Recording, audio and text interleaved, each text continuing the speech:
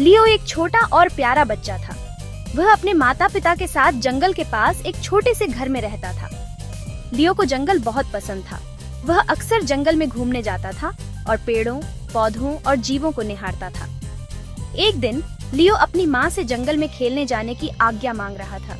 उसकी माँ ने उसे सावधान रहने और जल्दी घर लौटने की हिदायत दी। लियो खुशी खुशी जंगल की ओर दौड़ पड़ेगा। वह जंगल में इधर उधर घूम रहा था और तितलियों का पीछा कर रहा था। अचानक उसे एक अजीब सी आवाज सुनाई दी। यह आवाज किसी जानवर के रोने जैसी लग रही थी। लियो आवाज का पीछा करता हुआ आगे बढ़ा। आवाज का पीछा करते हुए लियो एक झाड़ी के पास पहुंचा। उसने देखा कि एक छोटा सा खरगोश एक जाल में फंस गया है और छूटने की कोशिश कर रहा है। खरगोश बहुत डरा हुआ था और जोर जोर से रो रहा था। लियो को उस पर बहुत दया आई। उसने सोचा, मुझे इसकी मदद करनी चाहिए। लियो ने सावधानी से जाल को खोला और खरगोश को बाहर निकाला। खरगोश अब सुरक्षित था। उसने लियो की आंखों में आभार से देखा और अपने पीछे के 2 पैरों पर खड़ा होकर उसे धन्यवाद दिया। लियो बहुत खुश था कि वह खरगोश की मदद कर पाया।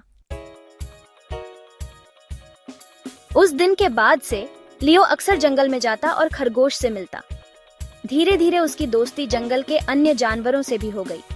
लियो हिरणों को पत्तियां खिलाता, गिलहरियों के साथ खेलता और पक्षियों को पानी पिलाता। सभी जानवर लियो को बहुत पसंद करते थे क्योंकि वह उनसे प्यार और दया से पेश आता था।